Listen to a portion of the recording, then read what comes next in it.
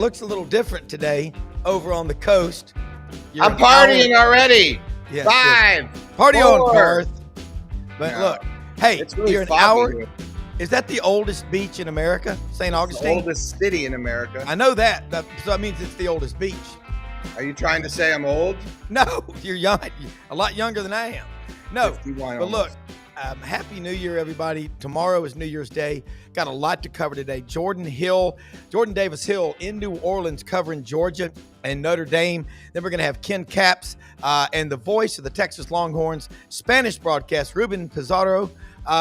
They've got affiliates all over, Argentina, Spain, all over. Yeah, it's gonna be fun. So we'll cover a lot of ground today. Hey, hit that subscribe button with your QR code in the bottom right-hand corner. Follow all of our sponsors. Support them. We love them. They make this happen. And executive producer Brendan Martin and I will always love you for it. So look, get pen and paper handy because it's a big day. Hunker down in the Crescent City. Jordan Davis Hill. There have been some classic games with Georgia and Notre Dame in the last 8 years. When 45,000 Georgia fans traveled to South Bend, that was cool. I mean, that really was. That was amazing. And then that game in Athens, and now you got this big one. Break it down for us as only you can. Merry Christmas. Happy New Year. You're one of the best in the business and always appreciate you coming on because if you were a lawyer, you would be my lawyer. Yeah, don't tell my parents that. They may try to make me go back to law school, but no.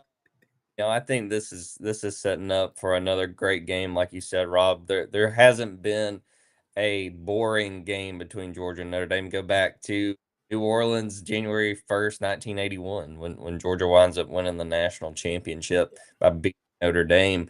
And I think this is the setup for this game. I mean, that this is going to be 4 quarters of knockdown, drag out football. Everybody has talked this week about Gunnar Stockton getting ready for his first start for Georgia. I think that we had a chance to talk to him at Media Day on Monday, and I give him a lot of credit. He's still very mild-mannered guy, not a big talk. You kind of have to lean in when he's talking. He's not a very loud guy, but I think he understands what he's walking into, and I'm just fascinated to see how this game is played out. I think this is kind of going to be a throwback, in my opinion, to like 1981, where I think whoever runs the ball the best has got the best chance to win this thing. I think Brendan's favorite Bulldog, Trevor Etienne, I think that he's the guy. I mean, he is the player to watch in this You're game. welcome. But on the other side, too, Jeremiah Love and those Notre Dame running backs, can they they're not going to have a game like they did against Indiana. There's not going to be a 98-yard touchdown run in this game. I know I'm going out on a limb saying that, Rob, but yeah. I think that Georgia has to slow them down and make Riley Leonard beat them. I think if Notre Dame's going to win this game, Riley Leonard's got to attack downfield. Is he able to do that consistently? Georgia's going to kick the Domers' ass, man. It's going to be I just feel like they're going to go out there and just lay an old school SEC woodshed. It's going to be like a pick your switch. I just feel like it's going to be one of those moments because I hate Notre Dame. Nothing against Catholic religion. I just don't like the Domers. I don't like anything about it. I grew up hating them. I don't like that they're always on TV. I grew up in Colorado. I grew up hating Notre Dame. I just don't like it. And I picked Georgia to win the whole thing this year. I did too. And so I really feel like Georgia's been waiting for this moment. You say it might not be a 98-yard touchdown run. Dude, Trevor Etienne, he's capable of all of that in a bag of chips and the side of ranch right now. And that guy is primed and ready to go. I think Kirby and that whole thing, whether it was planned or not, is played out because that dude's ready to showcase his deal. I think you are hitting him right in stream. And that's going to make a huge difference in this game. I think you're absolutely right, Jordan. Yeah, I mean, I think that this is going to be a low-scoring game, whoever wins it. I just don't see either offense coming out here and just piling up points. And, I think the biggest thing, it's so simple in games like this, but I look specifically at this first half, and I want to see the turnover battle in the first half because if Gunnar goes out there and like the second or third drive throws a pick, that's putting a lot of pressure on the guy who is going into his first start. I want to see how he responds. I'll give him this, and I'm going to have a column probably about the time I get off of our show this morning about this being Gunner's moment. And everybody around him has said nothing but good things. His teammates are super excited for him, happy to see him get this. This is his chance to prove, look, I'm not just a flash in the pan. I'm more than that second half and overtime against Texas. I'm going to be your starting quarterback in 2025. Yeah. This is show that he's willing and able to take on that role. Jordan, the SEC prides itself on being a line of scrimmage league. Not that other conferences aren't, but this one's an elite LOS league. Where do you see an advantage for Notre Dame, or do you at all anywhere against Georgia's front seven on defense? I mean, I really don't. I mean, and I think that one of the big blows for Notre Dame in that Indiana game was when their best defensive tackle gets hurt, and he's not going to play again this playoff, even if Notre Dame were to win the Sugar Bowl. So, I think that is significant when you look at Georgia, because if we looked at the line of scrimmage, either line of scrimmage for Georgia, the biggest weakness has been Georgia's run blocking. It's just been so inconsistent, which continues to surprise me because their pass protection has been great. I think Georgia's still in the top 10 as far as sacks allowed, and their run blocking has just been very inconsistent. But you take out your best defensive tackle. I've talked to some of our Notre Dame guys about the guys who will have to step up in that guy's place, and they're like, I mean, they're undersized. They're good players, but they're not what Notre Dame just lost. And I do think it's going to be a good game, but Rob, I feel comfortable saying you ain't going to beat Georgia with undersized defensive linemen. You ain't you're not going to beat them with that are just going to play really hard. This is a huge Georgia offensive line, and this is a group that's a veteran group, guys that have been through the trenches and been through these battles. I don't like Notre Dame's set up there as far as that defensive line. Need everybody you got, and to lose your best defensive lineman is huge. Yeah. Do you see many teams out there that work harder, make more of an intentional effort to get the quarterback involved in the running game? Who in the SEC is a quarterback and an offense similar to what Notre Dame tries to do with Riley Leonard out of Fairhope, Alabama, ignored by the two in-state schools? It happens a lot, though. Yeah, it's funny with Riley Leonard, what could have been for Auburn. I know several people around the Auburn program that really wanted Riley Leonard this offseason. Notre Dame. The Will Howard, everybody thought Will Howard was going to Notre Dame. He goes to Ohio State, and that kind of sets off these dominoes to where we are now. Yeah, looking at Notre Dame, I don't know that off the top of my head there's an SEC team that I just say that's exactly who they remind me of. But again, I want to see Riley Leonard in this moment. I've come into these games, and what I continue to go back to, not necessarily because they attack similarly, but both Texas games for Georgia. And I go back really to that first one in October where I picked Texas, but the day of the game, I just couldn't shake this thought. And it was, can Quinn Ewers beat Georgia? And I just kept going, I don't see it. And that's where I am with Riley Leonard. You look at that Indiana game in the first round, 6.3 yards per attempt. That ain't going to beat Georgia. You are not going to dink and dunk your way down the field. If you've watched Georgia this year and you look at the numbers, the way you beat Georgia or at least sustain long drives is you have to hit big explosive plays. Yeah. And that's not 5-yard passes that a receiver turns into 35. It's a deep shot and they get something on a corner who mistimes a jump. Like Riley's going to have to throw the ball down the field. I don't know if he's capable of doing that consistently. He's the guy, I said Trevor Etienne to me is the player for Georgia. It's Riley Leonard to me for Notre Dame. He's going to have to hit some throws down the field. He's going to have to be aggressive because I don't think 5-yard throws and 4-yard throws and just trying to build long drives, that's just not what it's going to take to beat this Georgia team and to definitely put up points against what is a really good Georgia defense. I think the masterpiece for Kirby and Georgia's defense this year, Glenn Schumann, was the Tennessee game. Tennessee jumps out 10-0, 17 all at the half. The second half, it's all Georgia. You take away the deep, long passes from Nico Iamaleava. And Mark Ham, Tennessee fanatic, says he averages 169 yards in the big games in the SEC. And that's not good enough. And that's what I see Georgia doing to Riley Leonard. They're going to take away what he likes to do. I think Yeah. that's what they're brilliant at. And I think you're going to see them. They understand that the best part of this Notre Dame offense is that run game. And it's one of those things, to me, the way Notre Dame kind of ran the ball against Indiana reminds me of how Georgia ran the ball against Texas in the SEC title game. A lot of runs that just didn't really go anywhere, and then a couple of explosives. Yeah. You know, Trevor had like a 48-yard run in that SEC title game. We talked about that 98-yard run Jeremiah Love had against Indiana.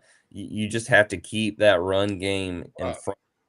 Just make them 4 or 5 yard runs. That's the SEC way, right? You know, it really is. Like, earn the run game in each game, and you see it. And I just feel it's indicative of SEC football. You got to dominate the line of scrimmage. I know I'm being, redundant. I'm not saying anything that no one's ever said, but it's won truly in the trenches, and I think that's what makes SEC football the best. And I think that's what bodes well for SEC teams in college football playoffs, because when you're going to go up against this kind of a defense and the run, like you're going to go out there and first down, second down, you might get to the line of scrimmage. You might get an inch, but you're going to have to do it to prove that I'm going to give you that play action, and I can give you because I also have an SEC team, and we're going to beat you because we're also faster than you.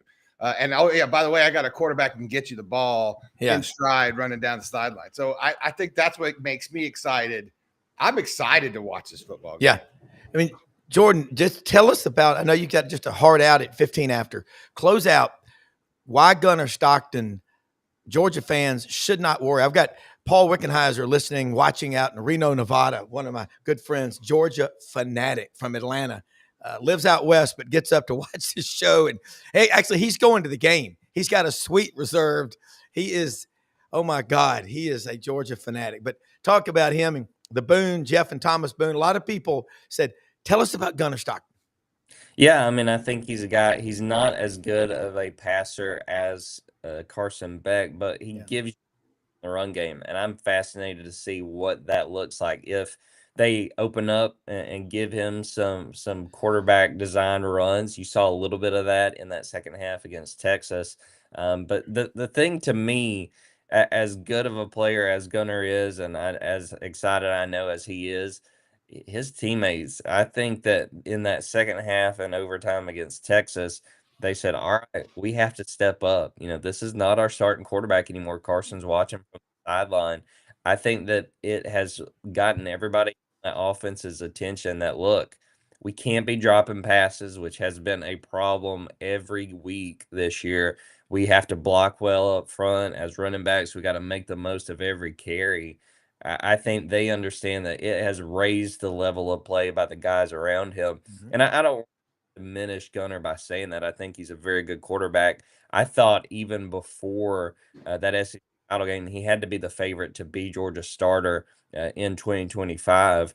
But I just think the change at quarterback, Carson getting hurt, it's put everybody on. There's no excuse to make mistakes. You can't afford it. This is a Notre Dame team that can beat you if you don't play well. I think that everybody's going in knowing they have to play probably their best game on offense all season to have a shot. We're going to be watching it. And SEC, the people saying LSU fans in Louisiana that are Catholics, most of them will be pulling for Notre Dame. I think they're going to be pulling. SEC supremacy is on the line. Hey, how can they follow you, Jordan? Let them know. Yeah, go to dogs247.com. Get ready for this big game. We're going to have a lot of content about to go. Listen to Kirby Smart, Marcus Freeman have a press conference, but on Twitter at Jordan Davis, Twitter at Dogs. A lot of good stuff as the countdown continues to New Year's Day and a big game. It's going to be big. Jordan, Happy New Year. Be careful down there. We'll see you next week. Always, thank you so much. Brendan, before we take on our next guest, let's get some of this. We got to pay some bills. Yeah. So let's talk to everybody about our wonderful sponsors over there at Winter Timber Outdoors. Yeah, Winter Timber Outdoors in Athens, Alabama, folks. Right now, it's duck season, it's deer season, it's goose season. There's a lot going on. You can go quail hunting.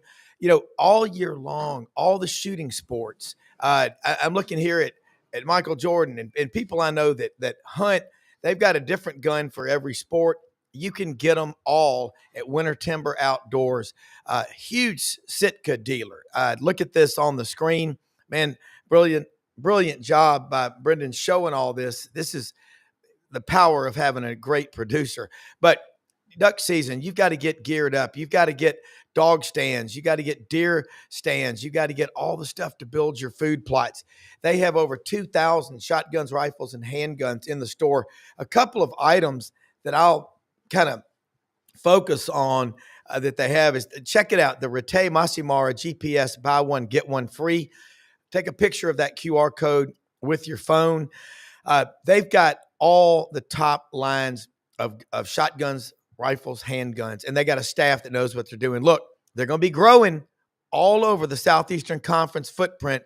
That's why they've partnered up with us here at SEC Sidelines Sports Network. Proud to have them. Let them know you heard about them on Sidelines. You can order stuff online. They have dedicated shipping that will ship anywhere you need items delivered to. And I want to say something also about Hewlett and Dunn after we talk about Landers, because they're right down the street from one another. And I'll be out there today and tomorrow. Landers Ford, Memphis.com. They're the number one Ford dealership in the Mid-South. They'll work with you. Brad Bellamy comes on the show on Fridays. He's got 18 years experience on the corporate side with Ford. He knows how to get you in a new vehicle or a used car, truck, or SUV. They're open Monday through Saturday, 7 a.m. to 7 p.m. Huge service department. Great sales as well. Ask for Brad Bellamy, our friend, the general manager. Also, a lot of y'all know Kenny Myers, CBHS grad, one of the genuinely good guys you'll ever meet.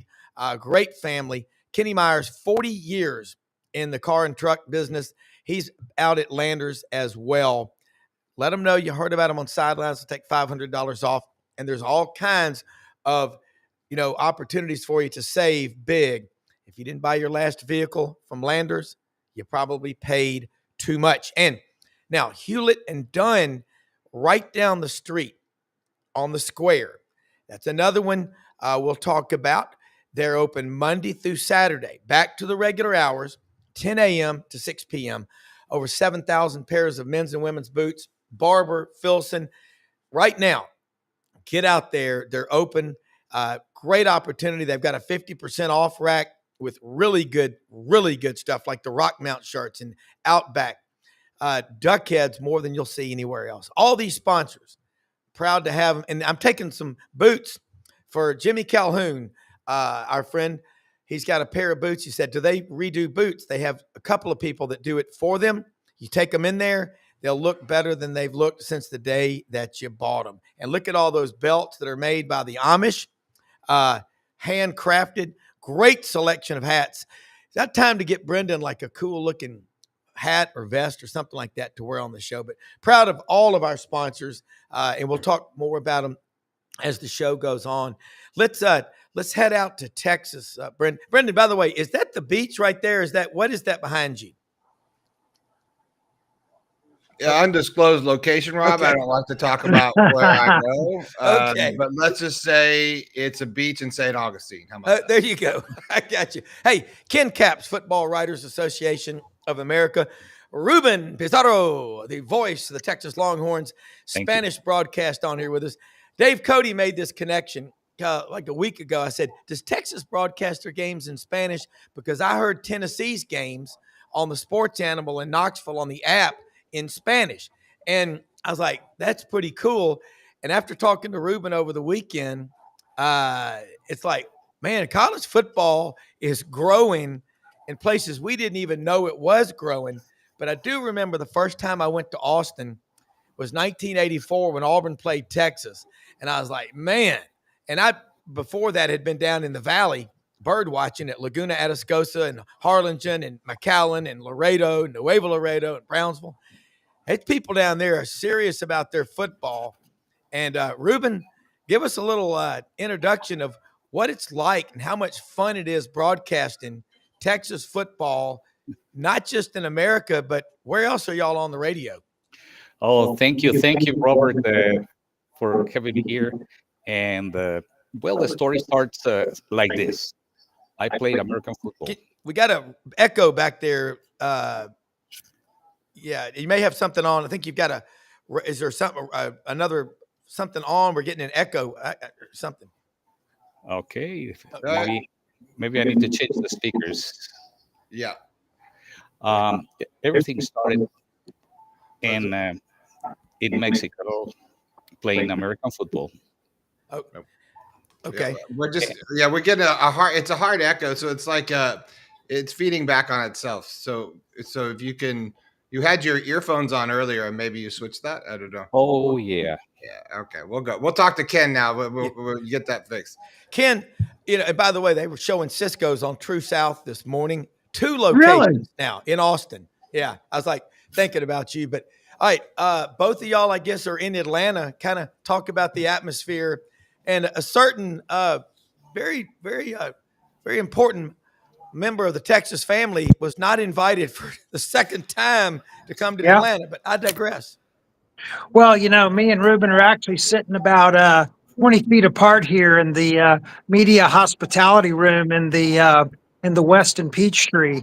And we've already had breakfast together and gotten to know each other a little bit more. And, Ruben and his team do such a great job and are just amazing on the radio and what they're doing as far as spreading Texas football to not only the rest of the country, but around Texas and into Mexico is just amazing.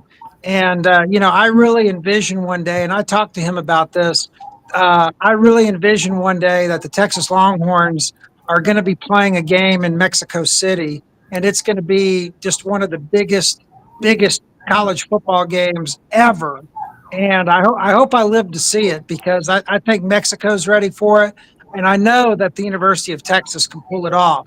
But anyway, here in Atlanta, I mean, I've been talking about all week the Cinderella Sun Devils. Okay, so think about it. They come to the Big 12. They are picked last in the Big 12. And remember, when you're picked last in the Big 12, you're not 12th, you're 16th because there are 16 teams in the Big 12. Okay, so they're picked 16th. They win the conference, and all of a sudden, they get a bye. So they're the number 4 seed, and so they're playing in the Peach Bowl against the Texas Longhorns. 6, you ready for this? 6 former Texas players are on the Arizona State roster, and they are loaded for bear and are ready to play the Longhorns and show them that they made a mistake in not keeping these kids in Austin. And you've also got the 2 biggest players who have been talking some really big smack here in the last few days. First of all, you have Cam Skattebo, the Sacramento native, who said, nobody can stop me. Nobody can stop me. Well, you know what? Texas he'll get some yards off of Texas, but I would be careful about making a statement like that because Texas has played some good backs this year and has stopped just about every one of them. But then you've got the redshirt freshman quarterback, Sam Levitt, who said that, I've been counted down and out all year, and I'm coming to this game to prove that I'm a better quarterback than Quinn Ewers. So those are pretty strong statements from those 2 players, and they're going to have a chance to back it up tomorrow at noon here in Atlanta. So I'm really thinking it's going to be a really interesting game. Texas favored by 13.5. I said that Texas was not going to cover the Clemson game, and they did. I think this will be another tight game, but then there are other people out there. I've been checking, predictions. People think that Texas is going to blow Arizona State out. I still just don't see it that way. Yeah, Ruben, let's try it again. If it's okay, yeah. How is now? Go ahead. Is the sound okay? Yeah. Well, okay. Everything started in Mexico in 1896. when Missouri Tigers and the Longhorns of Texas played 3 exhibition games in Mexican territory. Since then, 1896. 1896, 25th, December 25th, Monterrey was the first game. And then they went and played 2 more in Mexico City, all the way back 1 game in Laredo. And then I started playing American football at age 15 in Mexico. When I was in high school, I was playing intramural tournament, but Mexico has played American football for more than 95 years in an organized tournament for schools and clubs. But Mexico doesn't have any American football gear factory. Everything got to be bought on this side of the border. Myself, I played and coached, and I got a medical doctorate in sports medicine and rehabilitation. And I worked for TV broadcasting NFL games. And the man who called me to broadcast those NFL games, because I had experience playing, he is in the NFL Hall of Fame. He just received this year the trophy called Rod Hay. Rod Hay, he was the one who founded the NFL. So Rod Hay pioneers. He is there. His name is Fernando von Rossum. He was recognized this year. From there, in '95, they brought me to do a TV show about NFL, and sponsored by NFL Films and mixed with salsa music. And we did it in '94, '95 in Austin, Texas. And from there, the University of Texas invited me to create a Spanish broadcast. And we've been broadcasting Longhorns games home and away since 1995. Ruben, you've seen some pretty big moments in the last 30 years for Texas football. Yes, sir. In Spanish, I want you to describe Vince Young around right end against Southern Cal for the national championship. What did you say? What did you? And then I want to talk about what you called Colt McCoy. We call nicknames and all those players like Vince Young is Superman, and Colt McCoy because Colt, and he throws some bullets. That's why we name him Pistolas McCoy. That nickname made him so famous even with the English speaking media. I love it. Yeah, right now Quinn Ewers is La Jolla, the Ewell. Who else there? Hill, the linebacker. He is the prosecutor, and we have, for example, Collins, the defensive tackle, is the chamacon. He is the big boy. Yeah. Last year we had Tibondre Sweat, and he was the big loaf, the big bread. That's what we have. We have so many more, like a list of 80 through all these years. Ruben, you think about soccer's so big. I mean, you can't go into any Mexican restaurant I ever go into. There's soccer on every hour of every day. And I mean, I ate Mexican food 2-3 times a week. I told you my parents lived in Oaxaca one summer. I've been all over Mexico. It's a beautiful country.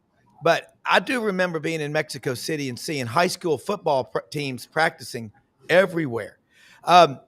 So, you look at Ken, you're in Texas, 30 million people out there, and it's a big state. You see, I mean, I guess you hear the broadcast in both. And Ruben, how many other SEC schools are broadcasting their games in Spanish in addition to what Texas is doing? The newest is Tennessee, Juan Carlos Lopez, and then we have Oklahoma that has broadcasted Spanish for 6 or 7 years, and then we have the Texas A&M Aggies. They have done it for the last 4 to 5 years. But we have at least maybe close to 20 universities broadcasting in Spanish. The other one is in California, USC, also We recognize Kansas. We recognize TCU, and all those schools. I mean, I think this is a trend recognizing that Mexico is big in American football. Yeah. Brendan, jump in here. I mean, you lived in Colorado. I don't know if Colorado's doing it or not, but that's all, old Mexico. Yeah. Oh, I can hear right. Brendan, you there? Brendan, are you? Yeah, I'm here. You Okay. there? Rob? Yeah.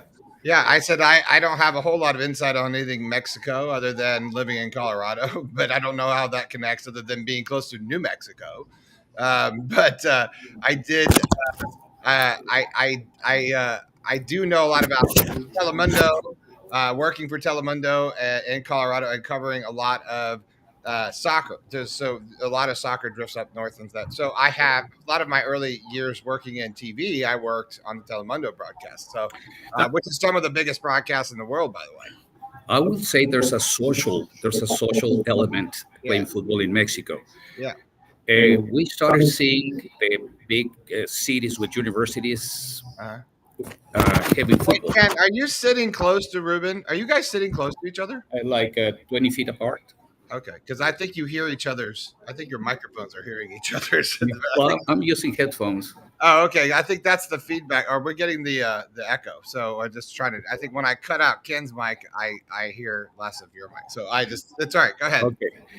Well, and then the problem was that since we didn't have a football gear factory, it's difficult to play football in Mexico. Hey, Ruben, where's your little lapel mic? Your microphone. Here. Yeah, put it up here. Okay. Right, no, right here on your pin, right here. Oh, it's because it's wired. That's your thing. Yeah, It's flip it right here. It's wired.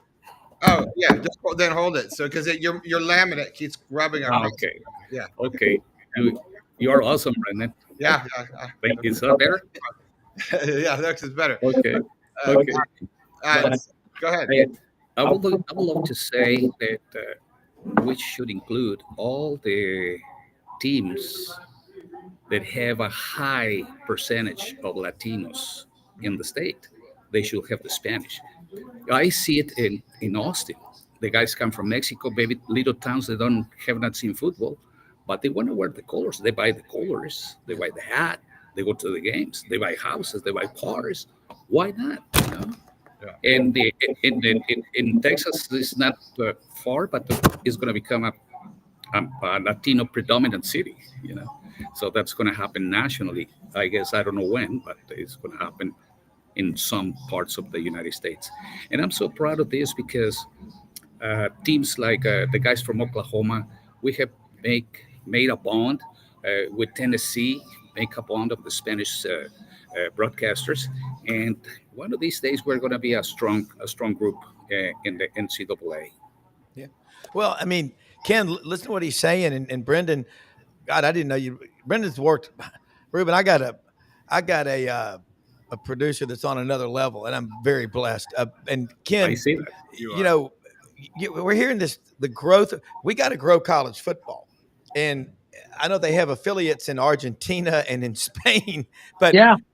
So this game tomorrow, Texas and Arizona State. Arizona State's already talking a bunch of smack. Don't say Quinn Ewers, Arch Manning. Who knows? Is this Quinn's last game? If they don't win, is he going to the NFL? Is he leaving? What's Arch Manning going to do? But we got to play a football game tomorrow in Atlanta. And damn it, Bevo won't be there. We need to have a Bevo cam that shows what he's doing during the game. That's another story. But Ken, give us the storylines that we're not hearing about in this matchup, Arizona State versus Texas, because one of the themes of today's show is SEC supremacy is on the line. We're being checked because we loaned the national championship to Michigan last year, but the league wants it back. Right. And hold on, by the way, everyone knows Ken and Ruben are joining us live on location, so that's why we're endeavoring to keep with them and connect because they've been gracious enough to bring in. So I just want everyone to know where you guys are coming from, so we can kind of reset here if you're just joining the broadcast. Yeah, thank you Yeah, so you much. know, and guys. we're even in a different time zone today, guys, and so we were trying to figure out. Wait, it's 9:30 over here in Atlanta, you know, and you know we're used to being in Central Time, so you know we're a couple of guys that are, you know, we're just trying to get by this morning. It's New Year's Eve. We got a lot on our plate today, but man, I tell you, I just love being around Ruben. He's got so much great energy and passion for the game. And you know, the thing is, you know, the Latino population in Texas is growing and growing and growing, and you also see so many more Hispanic and Latino fans coming to the coming to Just, the hey, man, it was breaking news. I'm sorry, I had to let you guys know. yeah, really. Yeah. Coming, you know, you also see so many more Hispanic and Latino fans coming to the game, and they're becoming more and more of an economic power in Texas. So I'm not surprised at all that the Spanish radio broadcast is doing so well. It's going to do nothing but grow, and the fact that Ruben and his team do such an incredible, fantastic job broadcasting, and of course I love listening to them as well. But again, it's just so much fun. And of course, we have a great broadcasting team with Craig Way Yeah. and Roger Wallace on the other side of the house. But you put these two together, man, they are just a dynamic duo. But let me tell you a couple of storylines that I think are important. You know, while everybody talks about Cam Scatteraboo, let's not forget about Trey Wisner and Jaden Blue, who rushed for over 200, over almost 300 yards in the win over Clemson. So Arizona State does not have that good of a run defense, and so you know, I'll be interested to see. It'll be a battle of the defensive lines, in my opinion, because you know Texas is going to want to establish that running game right off the bat. Number two, you know, Quinn Ewers cannot make one of those, and I do call him this, one of those dumb mistakes early. You know, where he gets the ball batted down and it gets tipped for an interception, pick six, or gives Arizona State a short field. That's happened multiple times this year where that very thing has happened, and it's put Texas in a hole early. But number three, what I think is going to be very important for the Texas offense is Isaiah Bond, the transfer from Alabama, who had meant so much to Texas earlier in the year, has been cleared to play tomorrow. And, you know, he's been out for several games. And while Texas is very deep at running at a wide receiver, he is a playmaker, and he can do so many things. And of course, he's done so many great things for Texas this year. He's his own human highlight reel. But of course, what I'll always remember, though, and I hate to bring this up, Rob, was last year against Auburn when he caught Jalen Milroe's pass in the end zone with no time remaining to win the game for Alabama. That guy is huge. And so with him being back on the field, and he's been running full speed this week in practice, we've seen all the video of that the Peach Bowl has posted.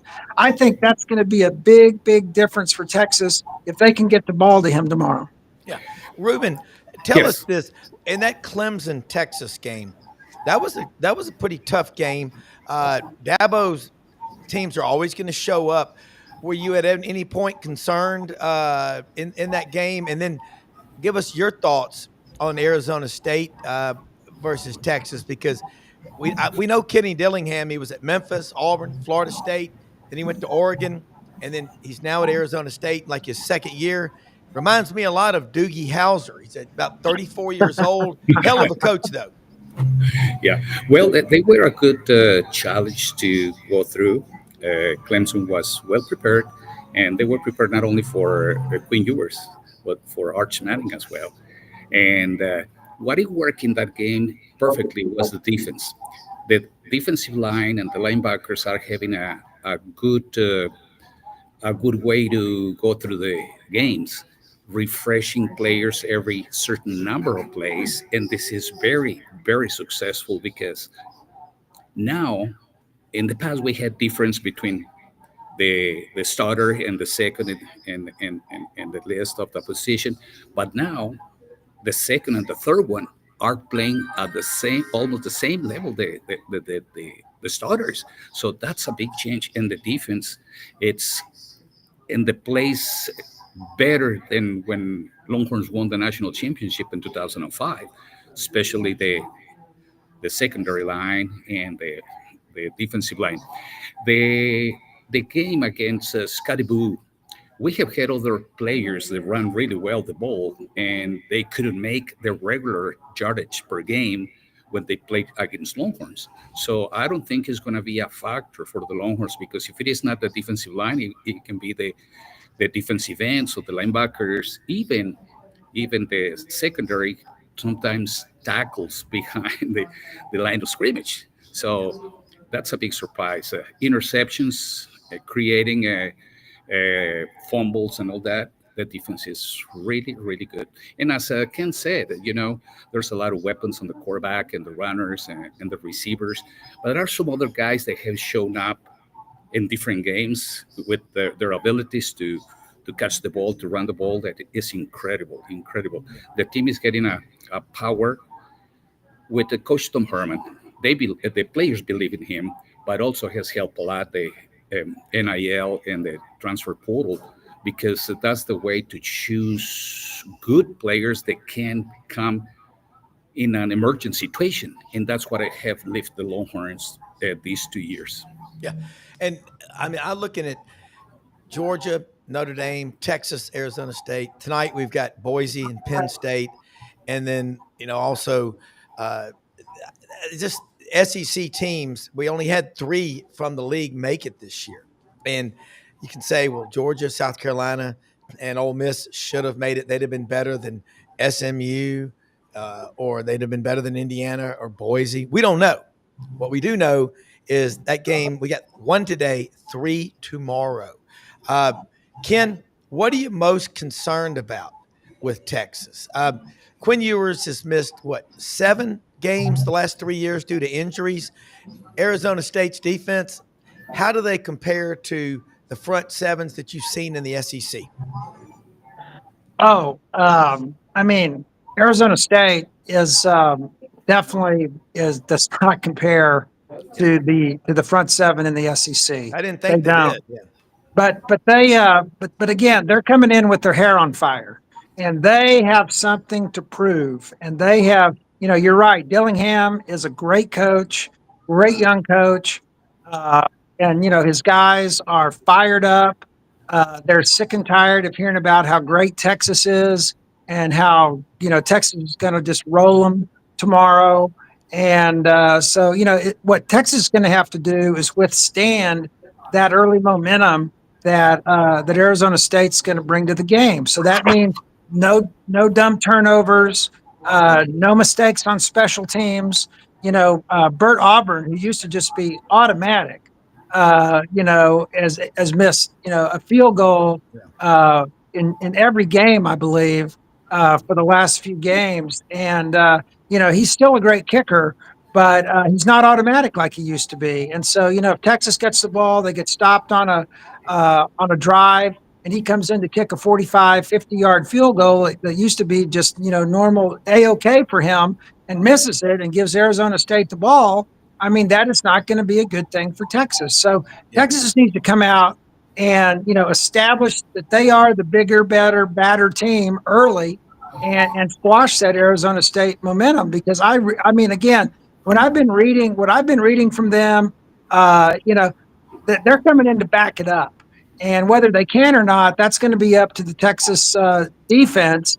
And as Cade Klubnik and Clemson showed last week, Texas gave up 300 yards passing to Klubnik, and so it is possible to get by on Texas. But when it really mattered on those 3rd and 4th down stops there at the end zone, Texas prevailed. So I think it's gonna be a great game tomorrow. And again, Quinn Ewers has just got to be able to direct the game, and I think he's definitely an advantage over Levitt, a redshirt freshman who's never played on this big of a stage. So that's kind of the way I see it. But that's why we play the game, right, Rob? Yeah. Brendan, is the SEC going to reclaim its belt with these two matchups. I mean, these are not easy games. You got to buy for Georgia, but look who they get to play in the first game. Well, look, I'm not gonna like pretend to know something. I mean, let's just say they better. I think they really better. I think you got to be better than ASU. And look, I have been on ASU all year. I think they're a pretty good program. They're not the SEC. They're completely outmatched. It's completely outgunned. I don't care what anyone says. Texas should wipe the floor with this game. It should not be a conversation. This should be one of those games that's like over by the third. Like I really feel like this, and I know what everyone's saying, but that's how. And if they're not, then they got to retool and go back because the SEC needs to reclaim itself in here. Because I feel like the SEC has been a lot stronger this year than they've given credit for, and they have beaten up each other. Yeah. I think it's one of those classic years where the SEC has really took each other out and had all around across the board. But from Vanderbilt up, it has been not an easy win in the SEC this year. And I think Georgia and Texas, I think they got some red ass ready for everybody else to show the world that the SEC is for real. I'm with you. Texas better represent, damn it. You're in the SEC now. Yeah, y'all, Ruben, together, Longhorns. Yeah. Let's see it. Now you're up. That's how it works in the SEC. You're up. Yeah. Now go represent us and don't F it up. Yeah. I mean, this is the first year that Texas has been in the league, and then they played for the SEC championship. That's right. And now they're in the play. This is you get some SEC love now. This is how it works in the SEC. You get our love now because you won it. You got to the dance. We'll pull for you. Don't F it up. Yeah. Trust me, Auburn fans have never been forgiven for losing that one to Florida State. You're up 21-3 and you let them come back. But look, Ruben, we'll go a few more minutes and we'll wrap up. I know y'all have got a big day ahead of you. And by the way, Ruben, how big is the media contingent down there at Mercedes-Benz Stadium covering this playoff game? It's been great. I mean, the media recognizes us really well because we've been among the group for many years, and the thing here, for example, for the Spanish is a very special place because sometimes the last game we played from the last row of seats here, the Mercedes-Benz, but now seems like we're going to have a booth, a real booth. For many, many years, we were rooftop specialists, because nobody knew that they were Texas had a Spanish team. Are you serious? No, yeah. Broadcasting in Kansas with temperature of 28 degrees and winds of 25 miles per hour for 5 hours out on the elements. I mean, nothing has to be changed in the microphone. You got to have the same energy and everything. And starting with one thing that Ken says, the Longhorns would like to go back to Mexico. Yes, you want to hear those news very soon. They are going back to play in Mexico. Wow. You heard it here, man. I mean, this is they play in Mexico City? Is that where they're going to play? Yes, Estadio Azteca against the UTSA or UTEP. Got to be a sister university. Cannot be. Gotta be. But what's that? I've never been to. I mean, could they have? What's the stadium like there? The stadium is the only stadium where NFL has put the highest number of people. I was going to say, is that the same one that they did for the NFL? 105,000. Yeah, that's what I was getting at. I was like, that's bigger than the big house. Yes. Yeah. Well, and the fans, when you go to Mexico City's 18 million people there, they really do. They love football down there, and it's NFL is huge down there. And of course, in Texas, I just think about as this sport grows. Ken, you see it, Brendan, I do, Ruben. The interest in the games, NIL, the portal, all that stuff. Somehow we got to fix it, but the product on the field is as entertaining as I've ever seen it. And just these, if you get 4 million people watching a game nowadays, that's a good number. We're told Georgia, Alabama had 12 million. I think 8 of the top 10 most viewed games in America this year have been in the SEC. And I say that because 75% of the TV sets in America live in the geographical footprint that is the Big Ten. So there's a lot of testosterone on the line here. You've got SEC, Big 12 here, and then Georgia versus Notre Dame, which is, I think, the only independent left. So I think as far as ratings are concerned, I think that will be the big game. Obviously, with the Domers, everyone and their mother and NBC all got to deal with them. But but I think what we'll see, I think we'll see a bigger interest, in this game than people think. Yeah. I think because people don't really know this Western Coast football, this Arizona football, and I think people don't understand there is a fan base and they do care about the football. And so I think, look, Jake Plummer, Jake the Snake. Hey man, that meant a lot to me when I was in Orleans all 20 some years ago, and he pulled off an upset. So this is great because this is the parody from back in the day. And I like I said, I'm excited for both to see both these SEC teams play and the games play. I'm jealous you guys are down there.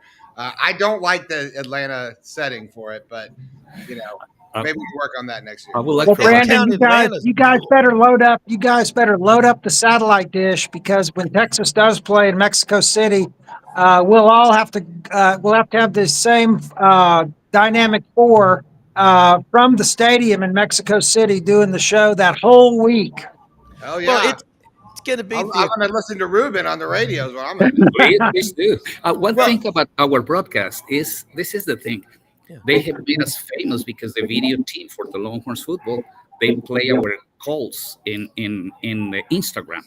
Okay. Oh yeah. But the thing is this one, that our call is for radio, not for video. If you see the video, it's oversaturated in the broadcast with our voice. But what is radio is theater of the mind. You gotta play the voice, the tempo, the intensity, the volume, and create a scene in the audience for them to see it through the words. That's why it looks awesome in a video. Brendan, do we have any of the thing we can pull up real quick to show? I know I had Ruben send you some stuff. If we can show it, great. If not, I understand. I don't know. You sent me a lot of downloads and stuff, Ruben. I didn't really. Okay. I can't really. It's hard to download, re-upload. Okay. Process, but if you had something online, I could pull it up. But it's easier for me. Ruben, what's your signature? What's your signature call though on a touchdown? Like we all know the soccer, the guy hit it good. There's.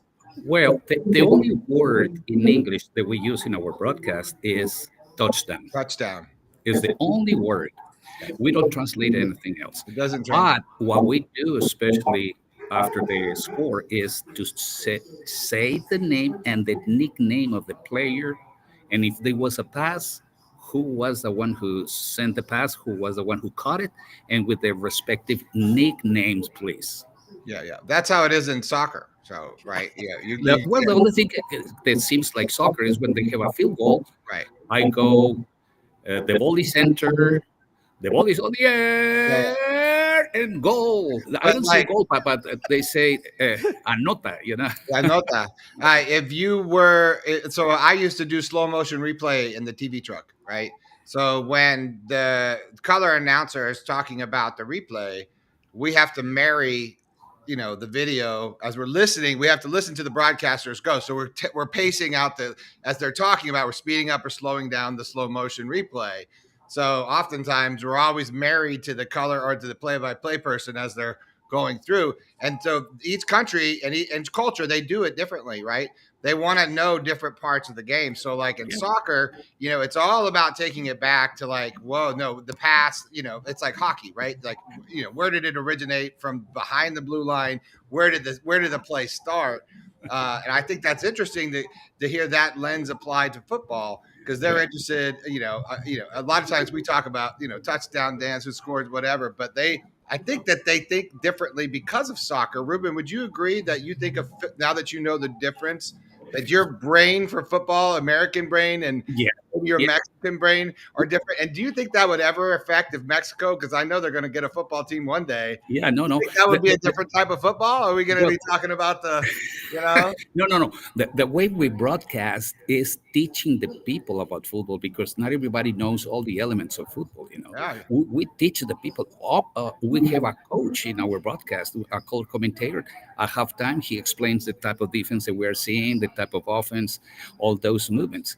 But my twin brother, you know him, Craig Way, he says that my broadcast make it seem like they're gonna score in every play, and I would say, wouldn't they?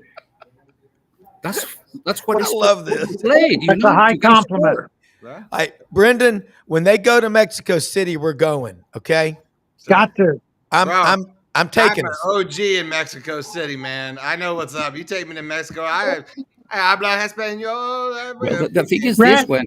Brendan might not be able to go to Mexico. There may be some kind of hold on his passport. I don't know. No, sir. No. I divorced her. We're good. Well, be careful going to Mexico eating tacos because the tacos are addictive. But they're different tacos. They're street tacos. Street tacos are not the same. And tacos are eaten with the hand. We went up to Cuernavaca. Limón. Yeah. It's 100 of them. You go to the volcanoes, Ixtlahuatl and Popocatépetl, and golly, that will be an incredible event. When there's now you could have one day an SEC matchup. Texas move a home game and somebody pay them, $50 million to do it. That would be, I could see that coming because college football is powerful. But look, we'll wrap it up, man. Wow, this is cool, and we made it work. Y'all are on location. Thanks, guys. Yeah, this is awesome. And Ruben, Ken, give us a retweet. Put this out there in social media. We love all of our viewers, and we're the most blessed country in the world. With thanks for coming, guys. Well, good luck watching the game. You guys be well. Yeah, we'll Happy be New watching. Year, guys. Happy New Year to you. And thank you, Ruben. Thank you. Thank y'all. Hey, Brendan, there's no limit. There's no limit to what will happen when this game keeps growing. I think it's fascinating. So that was cool. They were 20 feet apart. Somehow we were able to pull it off. Hey, we'll talk about the technical issues later. Yeah. We'll have to work through that. But everyone's in trouble with Daddy. Yeah. Well, I'm gonna bring down. I'll have a big meeting on the beach later. Oh no! But hey, we'll take off tomorrow, Brendan, and Thursday. Yeah. No, we'll see. I might come on just all hammered at 12:15 and just. Look, we'll come back on Friday. Right. Take off tomorrow and Thursday. Right. We got to come on and just talk about the games. All right. You want to come on tomorrow, or you want to come on Thursday? Wait. When's the game? The games are tonight and tomorrow. Right? Do we want to come on Friday? I know, but we have to come on. I'm just thinking days of the week, so we have to then come on Friday. Then. Okay. So we can't miss the day after the games. Right. We'll be back on Thursday. Yeah, we'll be back on Thursday. Look, Brendan, y'all have a great time down there. Thank you so much. This is awesome. Happy New Year. Unbelievable growth in the greatest game in America. Folks, check out all of our sponsors. We're proud to have them. Thanks for watching. Happy New Year, everybody. Happy New Year, everybody. Happy New Year. Night, John Boy. Night, John Boy.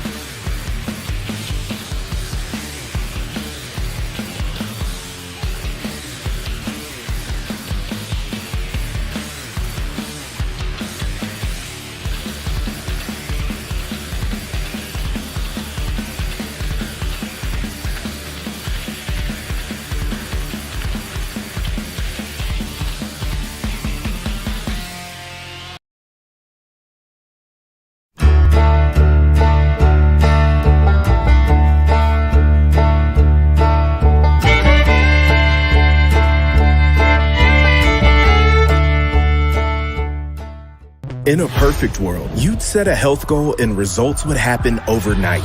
In this world, the real world, it takes time, dedication, and the right support to achieve your best self. The Vitamin Shoppe health enthusiasts are here to make sure you're not wasting a single moment on the wrong supplements. From the highest quality sports nutrition and superfoods to the most sought after trends, you'll find a huge variety of science-backed solutions for every goal, and the people to help guide you along the path to greatness.